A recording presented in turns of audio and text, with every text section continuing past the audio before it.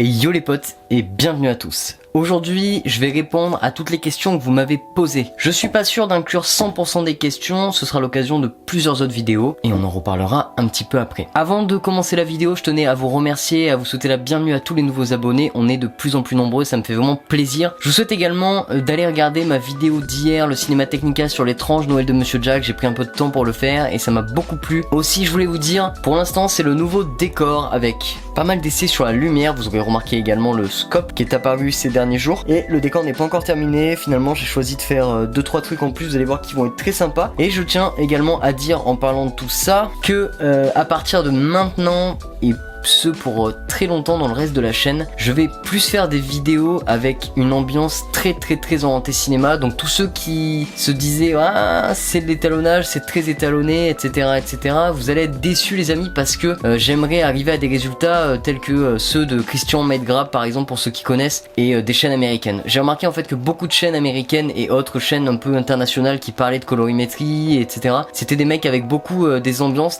que j'affectionne énormément, et donc j'ai envie de faire un petit peu pareil à ma sauce. Donc si vous voyez parfois des ambiances très colorées à l'image ou des trucs qui vous paraissent étranges, c'est normal, c'est de la figure de style. Sur ce, je commence tout de suite, on va y aller avec les questions. Alors la première question nous vient de Surfus, donc bravo, bientôt les 500, continue comme ça. Question, il y aura-t-il d'autres DIY comme la précédente vidéo sur le shoulder rig? Question très intéressante, merci beaucoup Surfus, ça fait plaisir. Je vais essayer de continuer comme ça, je te remercie encore. Alors, est-ce qu'il y aura d'autres DIY dans les prochaines vidéos sur comme sur le shoulder rig? La réponse est très clairement, je pense oui, je pense qu'il y aura d'autres DIY. Quand est-ce qu'il y en aura, je ne sais pas, mais j'ai en tête l'idée de faire un DIY sur des rails de travelling. Peut-être ça vous intéressera, c'est des rails de travelling sur lesquels on viendra poster une dolly, donc en fait un trépied avec des roulettes dessous qui vont rouler sur les rails. Affaire à suivre. Boubou Max, GG pour les 500 abos, j'ai une petite question pour toi. Quelles sont tes séries préférées et pourquoi? Merci pour la question Boubou Max, ça me fait super plaisir, merci à toi, merci beaucoup. Alors, mes séries préférées, j'en ai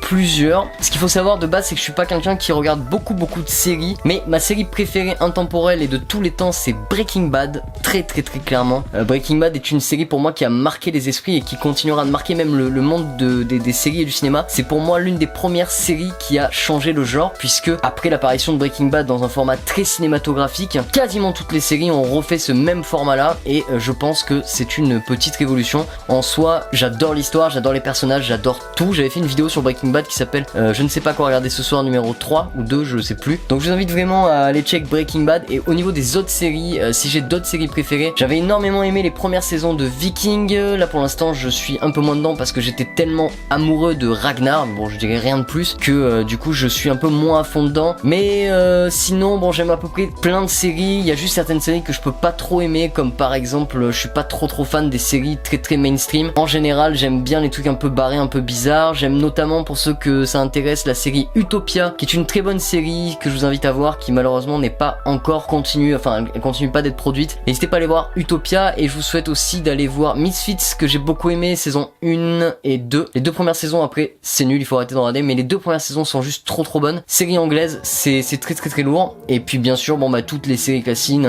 toutes les séries récentes. J'aime bien 13 raisons pourquoi là, enfin 13 Reasons Why. J'aime énormément ce concept là de série, j'aime bien Game of Thrones, mais sans plus. J'aime énormément le spin-off de Breaking Bad qui s'appelle Better Call Saul, qui est vraiment super bien, qui nous place dans la vie de Saul Goodman avant Breaking Bad, qui est un préquel. C'est vraiment pas mal du tout. Bon en fait je pourrais t'en citer plein toute la journée, mais globalement ce qu'il faut retenir, c'est que je suis pas trop un grand fan de séries en général. Je me dévore pas des séries, je suis plutôt du genre à se dévorer des films. Moi par exemple je peux me mater je sais pas 5, 6, 7 films d'affilée sans aucun problème.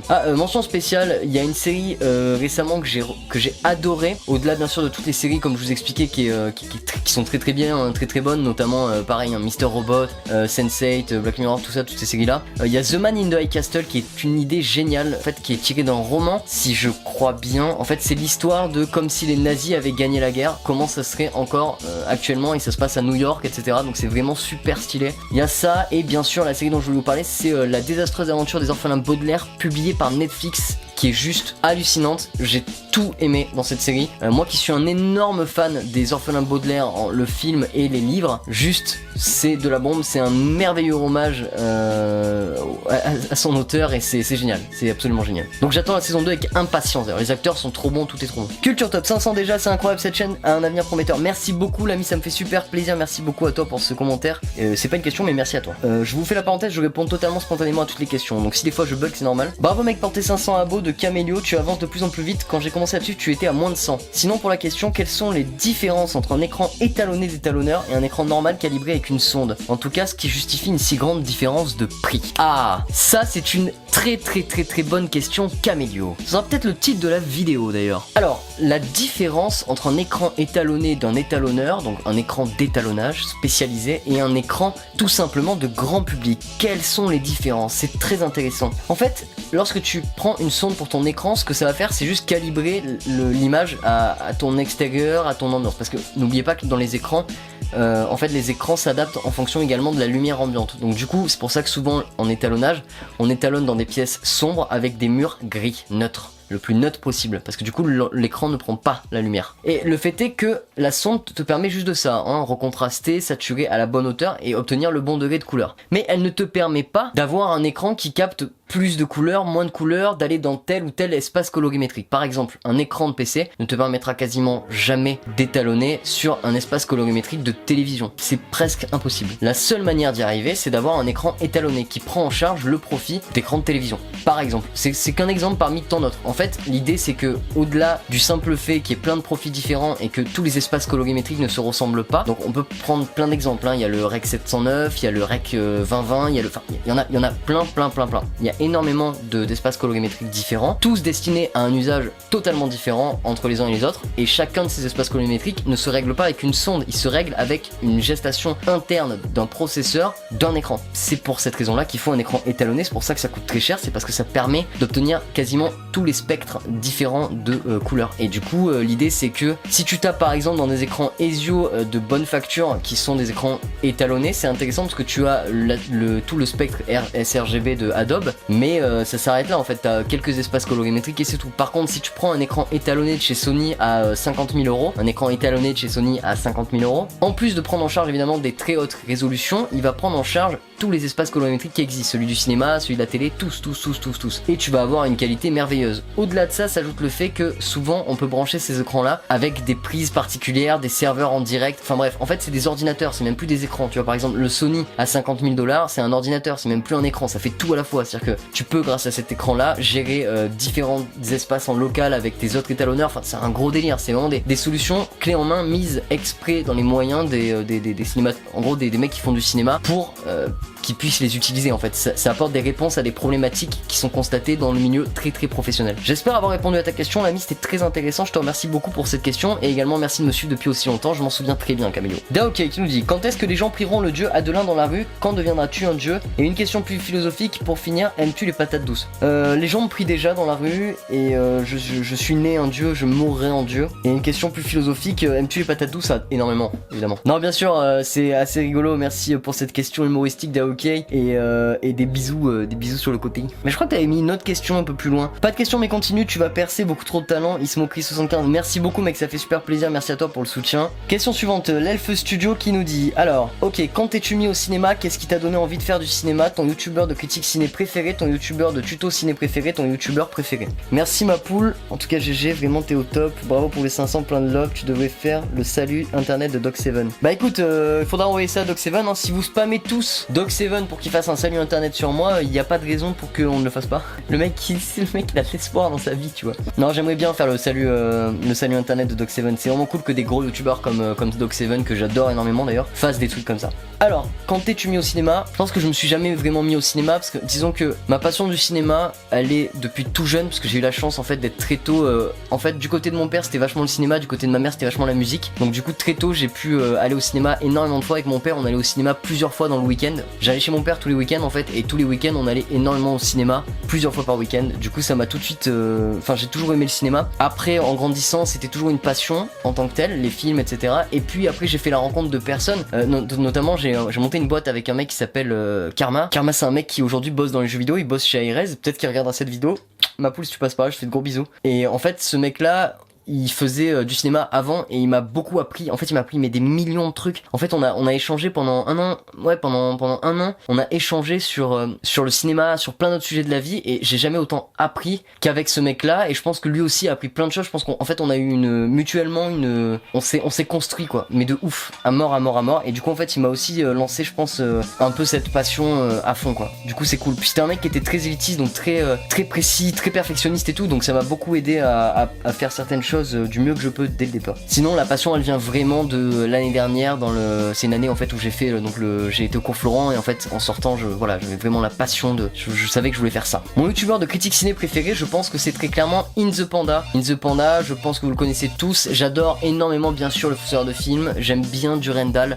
Mon top 1 c'est In The Panda, très clairement. Ce mec là est un génie, j'adore ce mec, il me fait trop rire, il est top. Et en plus je trouve qu'il a une critique très très bonne, très constructive, très juste. Et j'aime sa vision du cinéma. D'ailleurs je vous invite énormément à aller voir Unknown Movies de In The Panda. Désolé mec si tu passes par là, je sais pas du tout le prononcer, mais c'est génial, c'est putain de bien fait, ça tue sa mère. Et voilà, In The Panda. Ton youtubeur de tuto ciné préféré, of course c'est Rouge Vert Bleu, Guillaume Desjardins de la chaîne des Parasites. C'est peut-être ce mec là qui m'a le plus influencé et m'a le plus donné envie de faire du cinéma et de faire des tutos sur YouTube et des vidéos plus généralement. Ce mec là est un élan de motivation maximale et absolu. D'ailleurs il y a pas mal de gens qui me disent que j'ai un peu la même voix puis et ça me fait très plaisir à chaque fois que vous me le dites. Sachez que j'ai les yeux qui fondent quand vous me dites ça. Donc voilà, Guillaume Desjardins, Rouge Vert Bleu, direct, foncez. Et mon youtubeur autre préféré, alors j'ai pas vraiment de youtubeur autre préféré, j'adore énormément. Alors chez les américains j'en ai plein, mais je vais pas vous citer d'américains cette fois, je vais vraiment vous citer des français. Et du coup mon youtubeur français, un de mes youtubeurs français préférés du moment, en plus bien sûr des Parasites, ce serait Ici Japon, la chaîne d'Ici Japon. En ce moment j'aime énormément, hein, vraiment sur le côté YouTube, en dehors des films et tout, j'aime énormément la chaîne d'Ici Japon, qui est une chaîne que j'ai découverte très récemment, il y a à peu près 5 mois. Et j'adore cette chaîne, ces mecs là me font trop rire, ils sont trop bons, ils ont une analyse géniale, ils te font visiter le Japon est une passion pour moi, grâce au cinéma je suis passionné du Japon et grâce à eux je deviens passionné du Japon avec la bouffe etc. Alors que j'y suis jamais allé, du coup j'ai hâte encore plus d'y aller et j'aimerais beaucoup rencontrer ces gars là, ces deux gars là en vrai, j'aimerais vraiment beaucoup les rencontrer. Merci énormément l'Elfe Studio pour ta question, ça m'a fait super plaisir ma poule, vraiment. Des bisous, merci à toi de me suivre depuis si longtemps et d'être autant présent. C'est grâce à des gens comme toi que j'ai encore plus la patate et encore plus envie de continuer ma poule. Merci à toi. Alors question d'Alex Lamia. L'olive, on peut la mettre dedans ou dehors? Question extraordinairement intéressante. C'est super intéressant cette question parce que quelque part c'est là où il y a vraiment un intérêt de réfléchir. Alors attendez, je réfléchis. L'olive. Est-ce qu'on peut la mettre dedans ou dehors? En fait, on peut la mettre dedans ou dehors, mais ça dépend. Est-ce que tu te places dedans à l'intérieur ou dehors à l'intérieur? Ah, elle est là la question. Merci ma peau, les questions suivantes. Jojo le Ghetto qui nous dit: est-ce que DaVinci payant est vraiment mieux que DaVinci gratuit?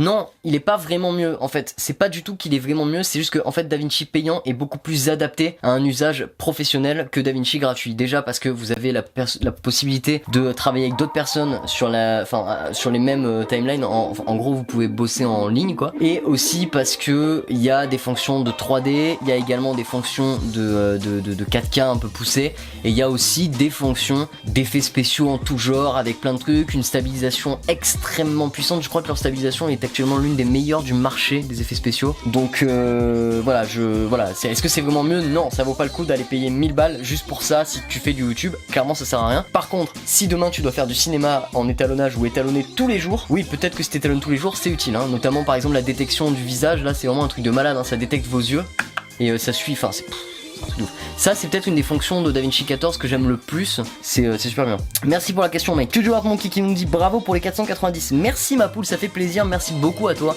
Merci de me suivre et merci d'être toujours là. Ah il est là Daouke, il est là le garçon, il est là. Que penses-tu de la phrase que je t'ai proposée pour décrire ta chaîne? Comment mettre les techniques du cinéma au service de son art?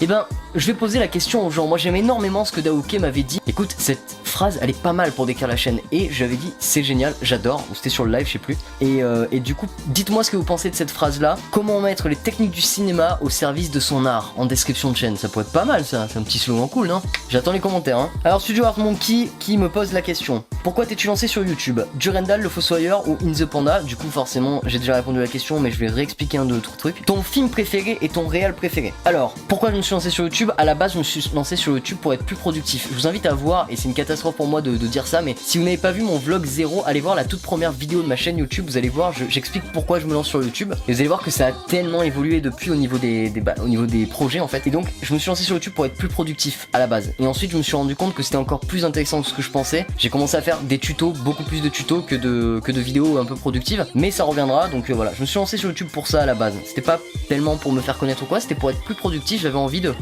me lancer des défis, puis j'avais envie de partager avec d'autres gens en fait. Durandal, Fossoyeur ou Panda, comme je l'expliquais, Durandal en fait, point positif, il est très intéressant, il fait des critiques qui sont géniales, notamment les prêches-vat, pourquoi j'ai raison et vous avez tort. Cette émission là est une émission de malade, c'est super bien.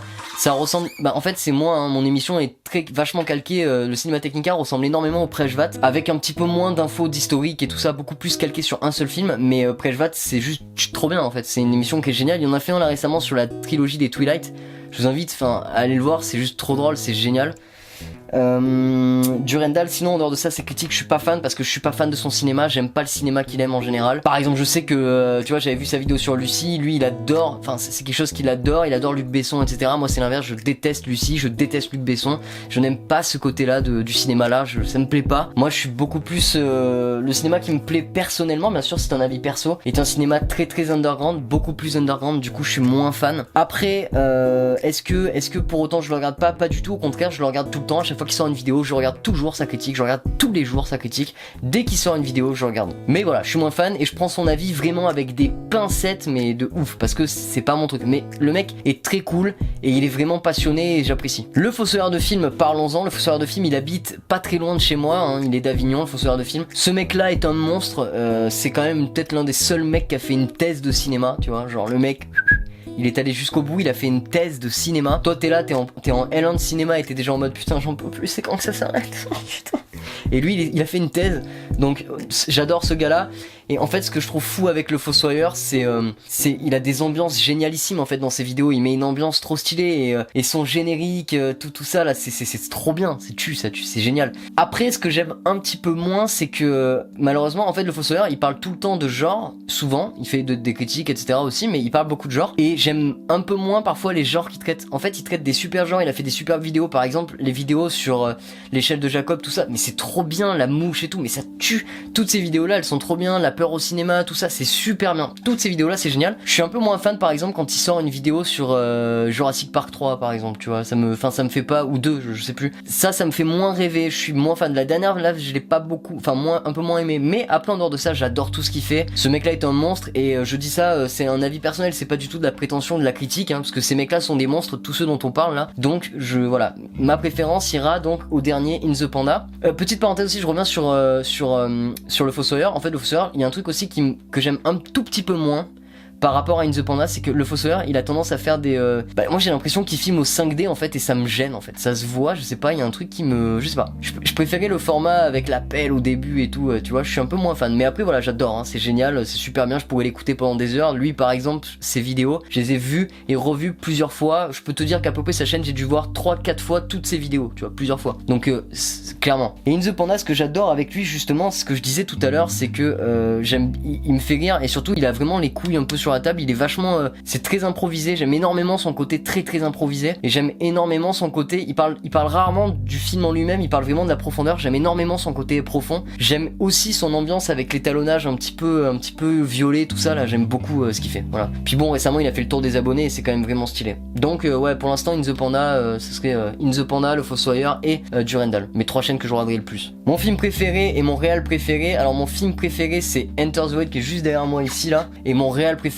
c'est le réalisateur de Enter the Void qui est juste derrière moi ici, qui s'appelle Gaspard Noé. Donc Gaspard Noé c'est Enter the Void, Love, Irréversible et Seul contre tous. Voilà, 4 films que tu dois voir clairement. Et bientôt The Golden Suicide, en plus de tous les courts-métrages qu'il a fait, mais ceux-là, faut que t'ailles les chercher. Après j'en ai pas mal d'autres, hein. J'aime énormément certains trucs, j'aime certains animés japonais comme par exemple Your Name qui est ici de Makoto Shinkai que j'adore. J'aime énormément d'autres films, les films de Lynch, j'aime énormément les films de Lars von Trier. Bon voilà, Harmony Korine, tout ça, c'est mon cinéma en fait. Mon cinéma est très basé sur des trucs un peu chelous. Alors ce sera la dernière question et c'est Etienne qui me l'a posée, donc on fera demain, en fait je pense que je vais faire la suite demain, en fait je pense que je vais faire une FAQ demain, peut-être, je vais vous expliquer pourquoi, parce que je suis un petit peu, là ce serait juste en mode week-end, peut-être que je ferai la suite demain, peut-être pas, je sais pas, mais il y a beaucoup de questions, j'en ai répondu déjà à pas mal et je suis conscient que c'est assez long pour vous, je m'en excuse, mais sachez que demain, ou en tout cas pendant la prochaine vidéo des questions que vous m'avez posées, il y a énormément de questions super intéressantes qui arrivent, Simon notamment qui m'a posé des superbes questions, et ça va être très long d'y répondre, du coup on fera peut-être même une vidéo consacrée qu'à ça en fait, tellement c'est cool. Et ça m'a inspiré une idée d'ailleurs, je vous glisserai ça à la fin de la vidéo, restez jusqu'à la fin, je vous glisserai un concept à la fin. Hein. Donc Etienne qui me dit, déjà 530, ça passe vite, et justement, en voyant ton nombre d'abonnés s'accroître, je voulais te demander quels étaient tes projets pour la future de ta chaîne. Merci Etienne. Etienne J, n'hésitez pas à aller voir sa chaîne, ou la chaîne directement de sa prod qui s'appelle Quiproquo Studio. Etienne, c'est un petit gars qui est génial parce que il est assez jeune je crois, il doit avoir 17 ans je crois. Et ces mecs là, lui et sa petite équipe, ils font des films de ouf et c'est trop bien parce qu'ils y mettent grave les moyens, ils se donnent à fond et j'adore voir ça parce que c'est génial et on partage beaucoup, que ce soit en live ou en dehors, on partage beaucoup et ça me fait plaisir. Donc Etienne, du coup pour te répondre, merci pour ce commentaire. Alors le futur de la chaîne et les projets, c'est en 2-3 mots, le film des abonnés qu'on va reprendre, qu'on avait dû arrêter à cause de problèmes techniques, qu'on va reprendre. C'est mon prochain film qui sera disponible sûrement en septembre, qui sera, je vous l'ai déjà dit dans la vidéo du projet, mais vraiment le plus gros film que j'ai jamais fait. Je peux d'ores et déjà vous dire que le film est très gros, vraiment beaucoup plus gros que ce qu'on a l'habitude de faire. Et je pourrais pas vous glisser plus d'indices que ça, mais je peux vous dire que ce sera vraiment très gros. Il y a d'autres films qui arrivent, on a 4 films tournables. Et au niveau de la chaîne en elle-même, en gros je vais essayer de stabiliser encore plus la chaîne et mon projet là dans l'immédiat c'est vraiment de donner une ambiance à la chaîne, une vie, toujours améliorer, toujours écouter la communauté un maximum et qu'on grandisse ensemble le plus possible pour garder toute notre humilité à chacun et qu'on puisse tous ensemble arriver à ce qu'on veut. Continuer dans le partage, mes projets c'est ça, c'est vraiment continuer dans le partage, continuer à faire des vidéos, continuer à parler d'étalonnage, continuer à critiquer, continuer à faire énormément de choses super plaisantes à faire avec vous, et j'aurai éventuellement bien sûr 2-3 petits projets mais je peux pas vous en parler encore pour l'instant parce que c'est pas encore abouti, donc voilà, mais en gros voilà, l'idée c'est ça, faire plus de live à la limite aussi. Sur ces belles paroles, merci de m'avoir écouté jusqu'au bout si vous êtes encore là. Il y a eu énormément de questions et il y en a encore énormément et il y a eu surtout énormément de temps passé à répondre à ces questions parce que je crois que la vidéo doit être vraiment longue, là ça fait longtemps je crois que je parle tout seul. J'ai pas de timer mais à mon avis ça fait longtemps. Du coup les potes, je vous remercie beaucoup pour tout le soutien que vous m'apportez, je vous remercie pour tout ça et ça m'a donné envie de lancer un concept de vidéo que je trouve intéressante. Alors c'est un concept qui est très connu par tous les youtubeurs parce que beaucoup de youtubeurs font ça, hein. Je pense notamment à Will, je pense à Jigme, etc. J'aimerais bien que vous me posiez une question à la réponse de cette vidéo, une question qui vous taraude la tête sur le cinéma ou sur l'étalonnage mais une question vraiment qui vous taraude la tête. Posez n'importe quelle question qui soit en rapport avec le cinéma, qui vous taraude la tête pour qu'on puisse y répondre dans une vidéo spéciale avec plein d'autres questions, etc. En fait, vu que je fais une vidéo par jour, on n'y perd rien, tu vois. On perd rien au change. C'est pas comme si j'en faisais une par mois ou une par semaine. Vu que j'en fais une par jour, de toute façon, on pourra quand même continuer avec notre rythme classique. C'est juste que pendant une fois dans la semaine, il y aura peut-être une vidéo avec plein de questions-réponses et pas des questions-réponses par rapport à moi, hein, des questions-réponses par rapport au cinéma. Ça peut être cool. Si ça vous... Ouais, on a été coupé carte mémoire pleine. Du coup, ce que je vous disais, c'est que si vous avez, encore une fois, comme j'expliquais, des questions, n'hésitez vraiment pas à les poser dans les commentaires. Parce que on va pouvoir faire des trucs super cool ensemble, je pense. Les amis, il est temps pour moi de vous laisser. J'espère que cette FAQ vous a plu. J'espère que ça vous a un petit peu aiguillé sur certains trucs. Et à tous ceux qui ne posent pas de commentaires mais qui regardent, hein, la majorité silencieuse, sachez que je vous aime très fort et je pense énormément à vous, même si vous ne n'interagissez pas. Ça me fait aussi énormément plaisir que vous soyez de plus en plus nombreux sur ma chaîne et donc bienvenue à tous. Les potes, on se retrouve demain pour une nouvelle vidéo qui sera peut-être la suite de cette FAQ ou peut-être complètement autre chose. Vous allez voir, en tout cas, ce sera très sympa. Si c'est la FAQ, ce sera très sympa aussi. Les questions sont vraiment intéressantes. On se retrouve demain. Je vous souhaite la bonne nuit, la bonne journée. N'hésitez pas à vous abonner, commenter, liker, partager. Ciao. Bam.